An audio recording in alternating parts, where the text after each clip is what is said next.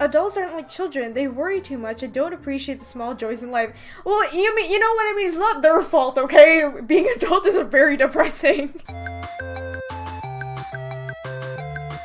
Hey internet, it's Jessica and welcome back to Cinderella Phenomenon. 3 weeks have passed since my encounter with the king. I am once again in town with Waltz as he prepares for one of his shows. I have already lost count on how many shows I have watched at this point. The excursions have become part of my daily routine. Waltz has been insistent on training me as his assistant, so I decided to play along. Even now, I'm helping him construct his booth, though he refused to let me carry anything too heavy. I have experienced with so many new things these past few months, things I've always wanted to experience but had never told anyone about. Somehow, Waltz knew about them. Come on, Lucette, obviously she doesn't believe him that when she said, we were friends when we were kids and your mom erased your memories. But, like, you have to have some indication, like, if Waltz knew about, like, what you wanted to do. This has to be a clue, right? I don't know. Even when he told me that we were childhood friends and insisted that my memories of him had been erased, I hadn't believed him. But now, I'm beginning to believe that he is telling the truth about this forgotten friendship. Walt smiles at me from where he is assembling the front of the booth. You used to dream about getting out of the palace to see Angielle. And here you are! You can't imagine how happy I am that I can finally fulfill all the promises I made to you. I still have reservations about believing your story, but Waltz, even if you did know me a long time ago, I'm not the same. I hand him a small curtain for the booth. My head dipped so that I didn't have to look at him in the eye. I'm not the child you used to know. I know that. But I also believe that the girl I knew all those years ago, the one who was always so happy over the smallest things, that kind, sincere girl is still you. How can that be when I don't even think I've truly known what happiness feels like? After Waltz hangs the curtains, the booth is complete. I expect him to step out of the side as he always does, but he sets his palms down on the table instead and to look at me. When I saw you again that day, I was so happy. I thought fate had brought you back to me. Waltz's voice is very soft and weak when he speaks. But then you still didn't recognize me. Waltz's voice trails off and I frown. There are still so many things he is not telling me. Eventually, Waltz picks up the box of puppets and smiles at me brightly. Anyway, I've got a show to perform. Don't go anywhere. I notice that his smile does not reach his eyes, and I watch him walk away.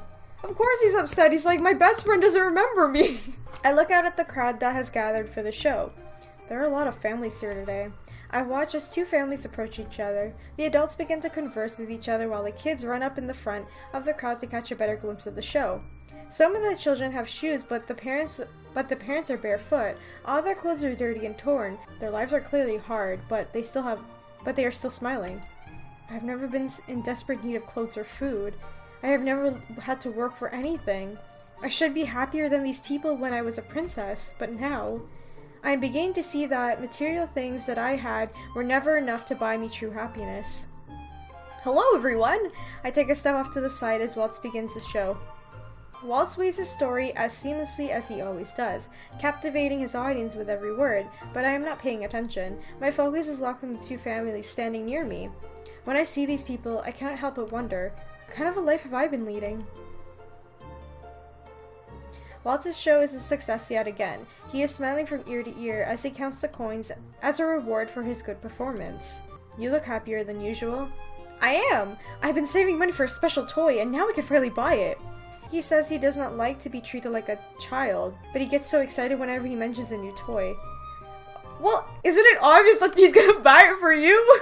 I pause at the sound of laughter and look up to see the group of children talking excitedly to each other as they approach Waltz and I. Ah, this might be an opportunity. An opportunity? Making these children happy might be a good deed. What? Waltz ignores me as he jogs up to the children. Waltz! The group of children swarms him, talking loudly as they each try to cling to him in some manner. We've been waiting for you to come back. But I wish I was here a couple of days ago. But you didn't have any time to play. Can we play now? Please, please, please, please, please.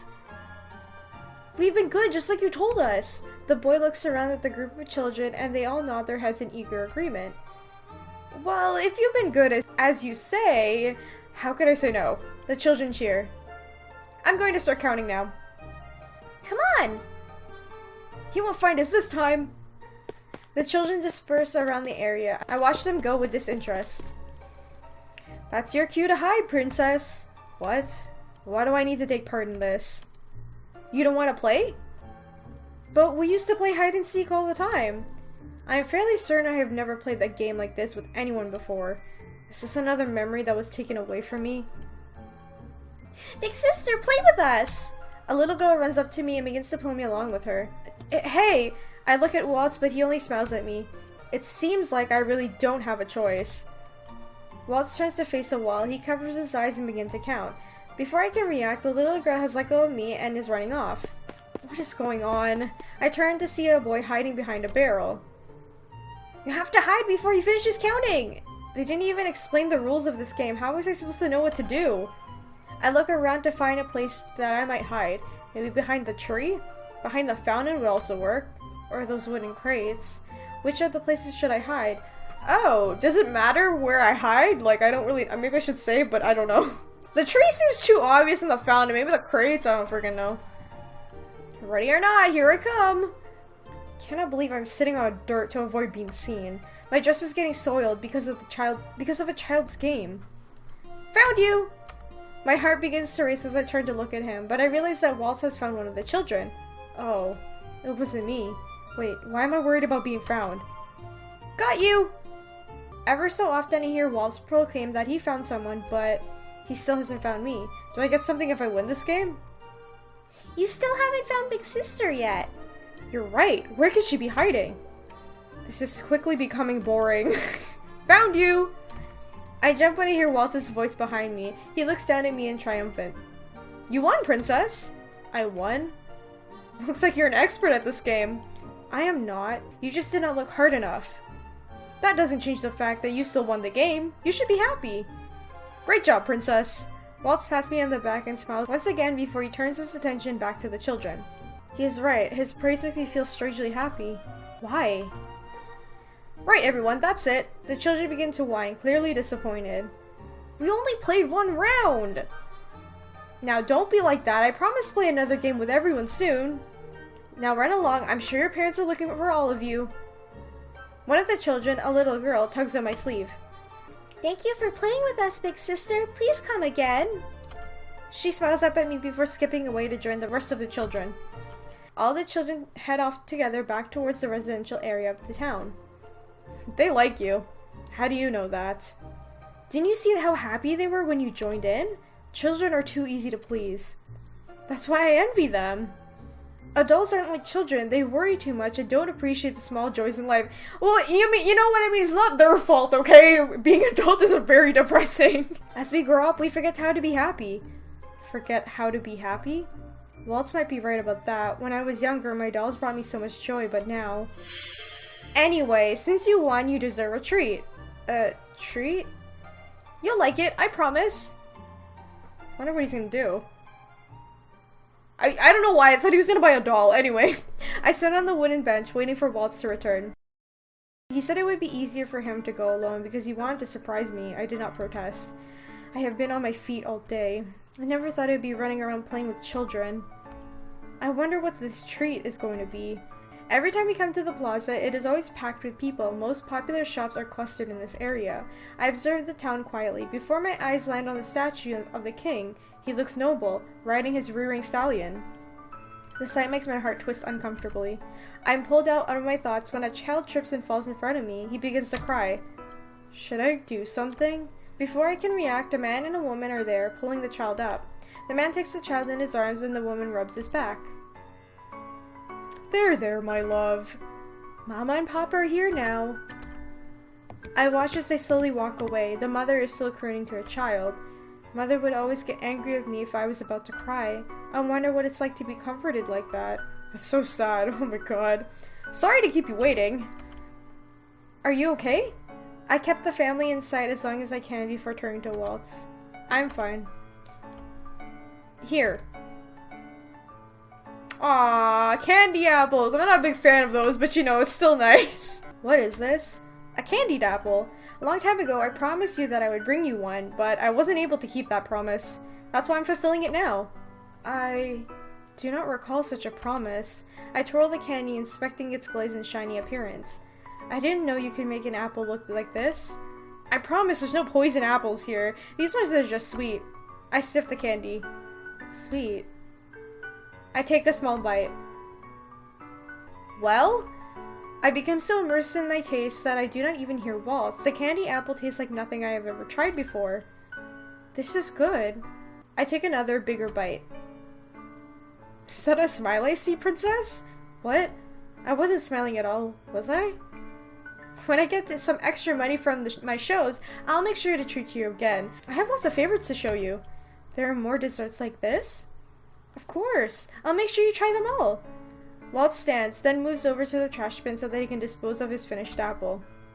It's getting late. Let's go back to the Martian.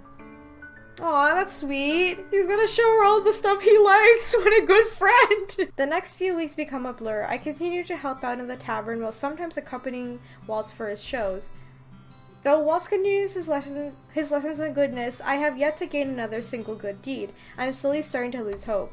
It has been months since I was cursed, and I still have yet to complete a single good deed.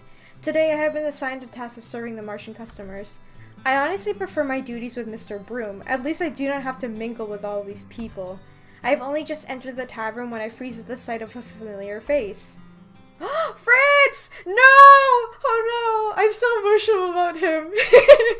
Fritz? His posture is stiff, his arms are closed, and he's obviously uncomfortable. What is he doing here? How did he get here? I walk towards him, but do not get far before he's in front of me, down on one knee, with his head bowed. I finally found you, Your Highness! How does he remember me? How did he find me? Fritz? Princess, I have no idea what is happening, but the whole kingdom! Everyone has completely forgotten you, and... Let's go somewhere else to talk. I interrupt Fritz when I notice all the stairs around the room. Not so fast! Seemingly from nowhere, Jurin and Garland are in front of me, separating me from Fritz. Lady Jurin? Sir Garland? I was told you left Angielle! What are you two doing here? I could ask you the same, Sir Fitzgerald. What are you doing here?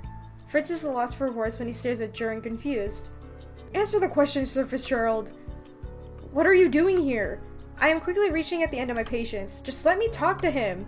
Neither Jurin nor Garland back down. If anything, they only look more ready to draw their swords. Don't trust him. As I looked at three of them, I remember the story of Jurin and Garland's dismissal from the Order of Caldria. Sir Alcaster was the one who dismissed them, so perhaps they hold some type of grudge? Is it because Fritz is Sir Alcaster's son? I do not know why you do not trust Sir Alcaster, but Fritz is a completely different person. He is my knight. He would never harm me. I mean, technically he didn't in his room, but he was an asshole, let's be real. We have our reasons for doing this, Princess. I sigh, rubbing my forehead with my hand and trying to dispel any impeding headache. I swear, you look a lot like a bed of snakes. Stop hissing at each other. Dolores walks in from behind me, swatting Jurin and Garland to move them. She smiles at Fritz before turning to them and beaming that smile at Jurin and Garland. If you are so concerned, then feel free to chaperone the princess with her knight. I'm sure the two of you can handle it if he tries to do something funny. Fritz's voice is quiet when he speaks. You know, I would never hurt her. Fine. I glare at Jurin and Garland when we are in the reception room. Thankfully, though, they take the hint and retreat to the opposite wall, far enough to give Fritz and I privacy. Fritz speaks as soon as I sink into the chair. I haven't seen you for 4 months, Princess. It's been that long already. Did you know how worried I was when I woke up one day and realized that Princess Emlyn was in your place? To make things worse, no one remembered you. Not even the king. When I brought up Crown Princess Lucette, everyone thought I was delusional. Where do I even begin? I decided to start with the facts of my curse and how I meant to break it. So you have the Cinderella curse, and that's the reason you've remained in the Martian? Yes. And you need to complete 3 good deeds to break it? That is right. And how many good deeds have you accomplished, if you don't mind me asking? I frown as I shake my head. None. I do not think I am capable of doing good. Of course you are. I look up in surprise at Fritz's impassioned declaration. Let me start with this. I knew even when we first met that I was not what you were expecting. I wouldn't be surprised to know that I didn't even disappointed you. But you never said a word of complaint, even in the beginning when you did lots of mistakes. And we both know how clumsy I am in the beginning. There is kindness in you, Princess. I know this for a fact. Even when I look away, I can feel Fritz's eyes and smile directly at me. Anyway, so if everyone has forgotten who you are, how is it that I can still remember you? Oh god. Here we go again. There's only one reason that makes any sense, though it brings up more questions than answers. Those who have the Fairytale Curse are not affected by the conditions of another person's curse. Wait, are you saying that I'm cursed? Unless you are secretly a witch or a fairy. No, I'm definitely human, I can assure you of that. What about Lady Durin and Sir Garland? Durin speaks up from the corner of the room. There is no doubt that they are listening in our conversation. We aren't cursed, so unfortunately we do not remember Princess Lucette being, well, crown princess. We only found out when she came here. I see. Fritz's distress is apparent as he looks grimly down at the floor. He doesn't admit to having the curse, which means he either does not know he has it or refuses to tell me. I can't believe this. How could I have the Fairytale Curse and not know about it? Have there been no differences in your life lately? I suppose I've been more forgetful lately. Does that count? You're always forgetful. I know. Fritz's posture stiffens as Durin walks towards us from the other end of the room. Her arms are crossed and her gaze is directed at Fritz. It's filled with suspicion. How are you able to find this place? Fritz looks back at me, as if asking for permission, and I nod. I've been dispatching scouts through Angielle to look for the princess ever since she disappeared. A girl matching her description was seen in this area, entering this house. When my scouts entered this place, they found it empty and abandoned. I figured that it was a good place as any to start looking for traces of her. Though I was expecting the empty house, not a tavern full of people. Only those with the curse or certain permitted people such as Durin and myself can enter this place and see for what it is. So, I really am cursed then? Fritz is silent for a few moments as he considers what he just said to him. That does explain things, though not much as I like. Fritz stands. I still have many questions to ask, but I am expected back at the palace. Fritz turns to look at Durin and Garland. I do not know why the two of you are here, but I'm glad that you are. I know I can trust you to keep the princess safe. Please take care of her. You don't have to tell us twice. Fritz smiles in reply before turning once more to bow to me. Until we see each other again, princess. Oh, okay, so he took it well this time in this route that, hey, you're cursed, and he's like, oh, okay. Unlike his route, he's like, there's no way I'm cursed. A week goes by after Fritz leaves the tavern, and my luck does not change. I'm still unable to complete a single good deed.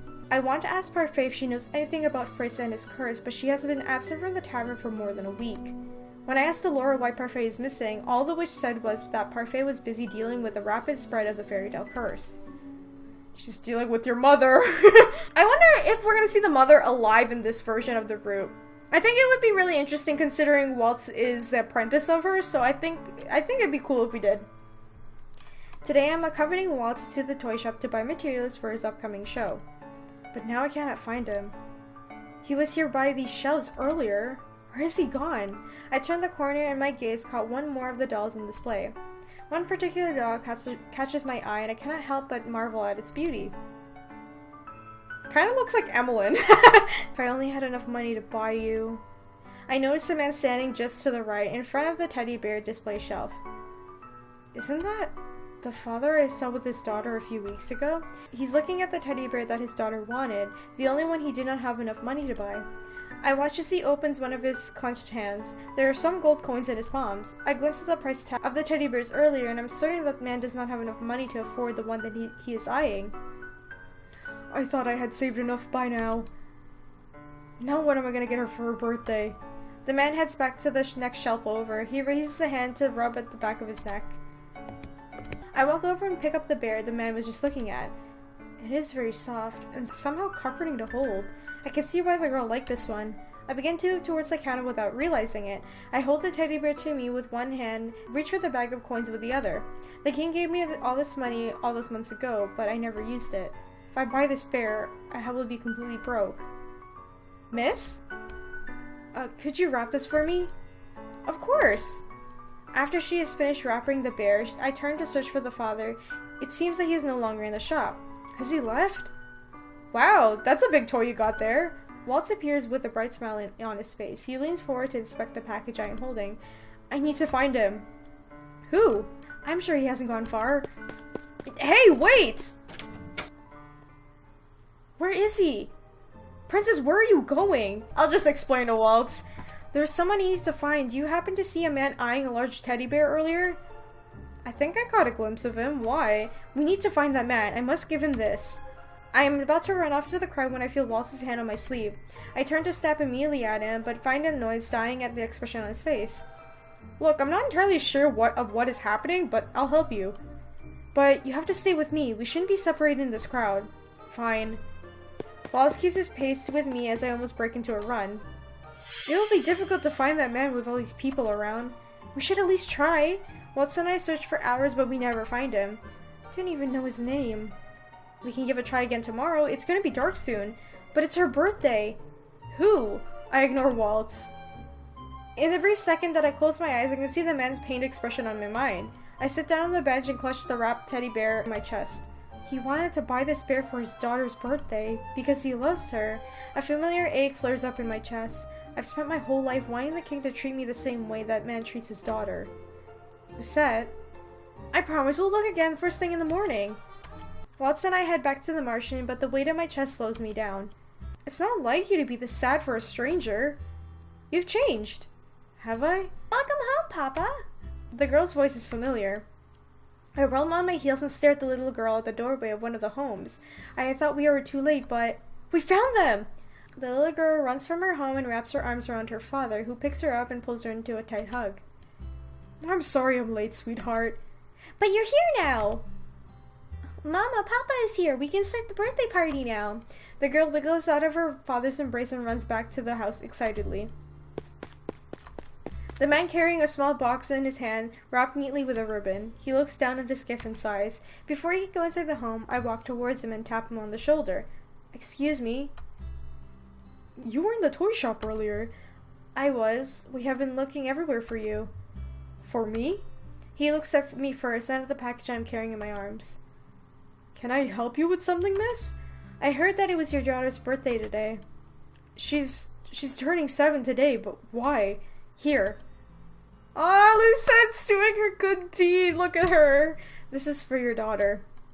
This is the toy you wanted to buy for her. Take it. No, I can't possibly. Just take it. The man seems to be in too much shock to reach up for the teddy bear. He shakes his head in wonder.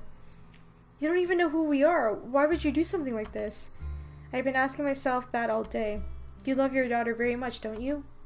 She is my life. She and my wife. But I cannot pay you for this. Papa, why are you taking so long? The girl is suddenly at the door again, her eyes wide staring right at me. Who are you? The little girl clings to her father's leg, looking curious, but not too afraid. I do not know what to say. This pretty lady here is your fairy godmother, little one. Oh, good save, Waltz. I turn to glare at Waltz. What is he playing at? Fairy godmother? Like in the one in Cinderella? Yes. I shoot Waltz another warning look, but he only grins at me. She's come to fulfill your birthday wish. Isn't that right, my lady? Ah, damn it. We have to play along because of this kid, right? Oh, God. Okay. It is her birthday. I might as well play along. Yes, I am. Really? Waltz nudges me towards the little girl. I glare at him before I can kneel down and hold the wrapped teddy bear out to her. What does Waltz usually say to children when he gives them gifts? Oh, you have been a very good girl. This is for you. The girl reaches out and takes the bear. Her eyes light up as she stares at it. Is this the teddy bear? I nod and the little girl squeals, twirling it around with the wrapped bear tight in her arms. Then suddenly she puts the bear down and throws her arms around my neck. Thank you! Thank you for granting my wish, Miss Fairy Godmother! I'm too shocked to react. Mama! Look what the fairy godmother brought me! I can only stare at the little girl run back into her house with the gift. Thank you. I glance at the man, who, much to my surprise, has tears running down his cheeks. He is still somehow smiling through them. I will never forget your kindness. He dips into a short bow and then disappears into his home. Yay! First good deed! Good job, Lucette. That's so sweet, actually. That was actually a really nice one. This is a piece of the glass slipper. Your first good deed. I stare in disbelief at the hovering piece in my hand. One moment it was there, then the next was swallowed by light and joined with the pendant. Can't believe it. Waltz, look! But Waltz is not looking at my new pendant. He is looking at my face. His gaze is enraptured. What are you looking at? You just smiled. I did? It's as beautiful as I remember. I feel slightly embarrassed and I have no words as I quickly turn my head away. I'm glad you decided to play along with my story. You made her birthday extra special by making her believe that you were her own fairy godmother. That no matter how tough things are, every child has someone watching over them, so long as they're good. My eyes are still on the slipper when I hear an unfamiliar voice behind us. Cinderella's glass slipper, huh? We both turn around and stare at the man just a few feet from us. He is cloaked in darkness, but I can still make out his grin. Oh god, here we go again. Hello, princess. What happened? Uh-oh. Chapter 5, to protect. The man starts walking towards us slowly. Waltz moves to stand in front of me. Princess, stay close to me. Good evening, Princess Lucette. And a good evening to you too, Peter Pan. The man drops into an elegant bow. Allow me to introduce myself. My name is Varg. What do you want, Varg? How do you know who we are? I'd love to stay and chat, but I have more important things to do. The princess is coming with me. Varg takes one long stride towards us. He taps the cane he is holding onto the ground. A surge of light animates from the cane, then flares out towards us. Princess, go back to the Martian. Hurry! Waltz starts towards Varg before I can stop him. Varg raises his cane and twists it into one sharp movement. The light abruptly changes direction and slams into Waltz's side, throwing him some distance away. Waltz! Before I can step away, Varg is lifting me in his arms. He grins at me, almost wolfishly, before darting away from Waltz. What the hell is going on? No! Princess! Alright, we're just getting kidnapped by Varg now. It's cool. Let me go! No can do, princess. I let you go and things will get messy. What do you want from me? Are you a... I can't even say the word. My blood runs cold as I consider the situation. Are you a witch? That I am not. And you expect me to believe you? You just used some magic back there. I guess I did. Let me go! I squirm in his arms, attempting to kick and push away from him. Varga abruptly stops with a grunt and let me down. This is my chance. I start to bolt away from him, but he quickly grabs my wrist and pulls me back. Not so fast. Get your hands off me! I'm not here to hurt you, princess. After what you did to Waltz? He leans in towards me until he can look me in the eyes. Well, he was in the way. Besides, it's not like I killed him. Varg begins walking again, this time pulling me with him. I try to break away from his iron grip, but fail. Where are you taking me? Back to where you truly belong. If there's one thing I've learned from the fairy tales, it's that the princess belongs in a palace. I am unable to stop the gas that leaves my lips. He stops and turns to me. You've been away from home for far too long, princess. Don't you want to go back?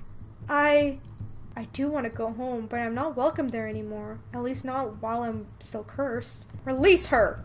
Varg releases me just in time to block a sword strike that comes out of the darkness in the tree. Yeah, baby, it's karma again! How annoying. I could say the same thing about you.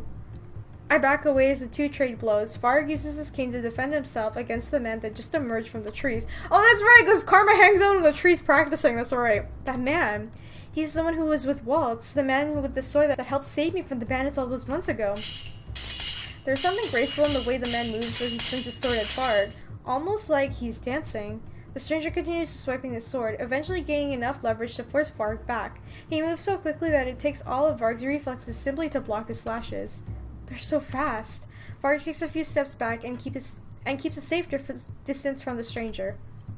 Impressive. The man gives Varg a lopsided smile as he points his sword towards him, the two of them temporarily frozen as they wait for each other to move first. You're not too bad yourself.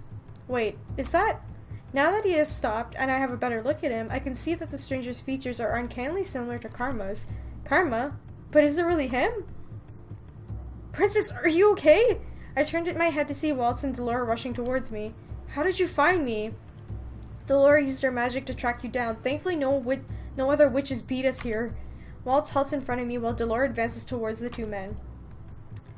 So, what do we have here? Delora, right? Can't say that it's a pleasure to meet you. I have to compliment you. You did an impressive job hiding the princess from us. It took a while to finally track her down. Finding your so-called tavern was difficult, you know, but I got lucky. How do you know about the tavern? No sooner than the words out of Varg's mouth that the swordsman is suddenly upon him again, posed to attack. Varg blocks his sword a second too late and forced to back down, clutching now his bloody arm. You talk too much. Sorry, I shouldn't have forgotten my manners in front of royalty. Ooh, how does he know that? Varga's gaze turns to Delora, a smirk somehow still on his face despite his injury. You have quite an interesting bunch with you, witch. How about joining us instead? We could always use more witches like yourself. Thanks, but no thanks. Too bad. Varga turns to look at me. He holds out a hand and gestures me towards him. Come with me, princess. You know you don't belong here. I clench my hands into a fist and shake my head.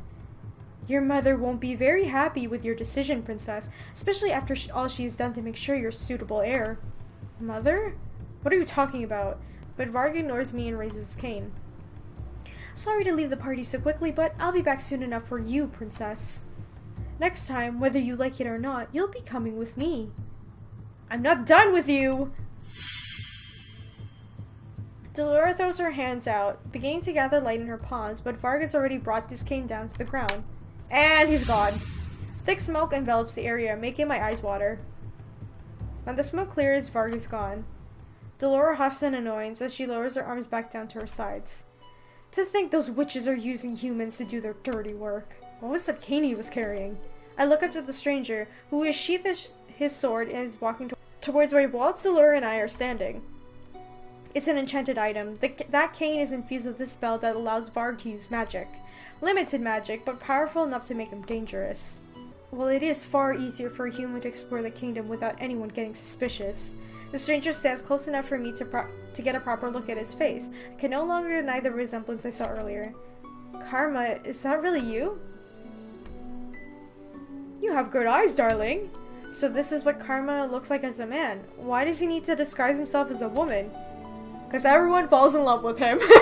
I open my eyes to ask the question when I am interrupted by Waltz's hand on my shoulder.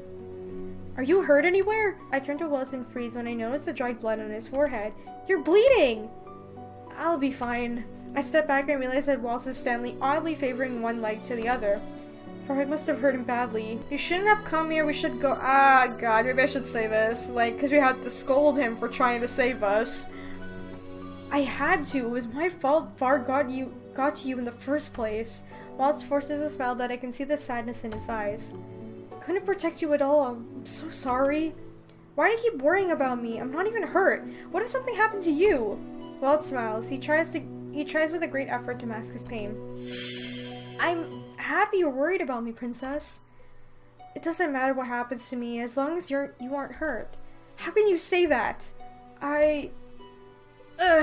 Waltz's expression suddenly is twisted and as he doubles over, his eyes glaze in pain. Waltz? Delora catches on one of Waltz's arms, supporting him as she turns to address both Karma and I. We should return to the Martian. Rumple needs to see Waltz's injuries. Rumple? I'll explain everything once we're back. Okay, guys, I'm gonna end the episode here. So that was interesting. I do like, cause like every good deed that Lucette has had, yeah, obviously it makes sense. But I feel like with Waltz, it's much more, I want to say more emotional for her because all the stuff she is doing or towards a good deed is all the stuff that Waltz wanted to do with her when they were kids, and essentially all the stuff she wanted to do as a child, but she could never do it. So I feel like she's just doing all of that stuff in order to help herself too, if that makes any sense, which is really, really nice, but kind of sad at the same time, just because she didn't get to live that kind of life she wanted. But I'm glad that Waltz is there to like help her out, because you can tell Waltz is very genuine because he's the best friend of her, so it's really nice to see. But also I like how Karma comes to the rescue because him and Waltz are bros. Anyway, if you guys enjoyed this episode of Cinderella Phenomenon, remember to leave a like, comment, and subscribe to join the companions. And if you guys would like to help support the channel on Patreon, there's a link in the description. Get early access to videos for Patreon only, the Discord server to come talk to me, and a bunch of other stuff as well. Or you can support the channel on Gawkbox for free. I'd really appreciate that so I can keep the channel going and keep the series going as well. I'm kind of worried about Fritz. Not that like, I'm slightly worried that he might die in this route again, but like his reaction to like, hey, you're cursed, was completely different to the other ones. So he was just like, he completely accepted it, which I find interesting. So I wonder if they'll piece 2 and 2 together faster in this one, but we'll see. Anyway, let me know what you guys think in the comments, and I'll see you guys in the next video. Bye! Oftentimes, we look to fictional stories as an escape from reality. A lot of video games are fictional stories that grab you and pull you into a make-believe world. Oftentimes, or to develop another character, video game deaths can be tragic. Here are 6 sad character deaths from video games. Roman, Grand Theft Auto 4.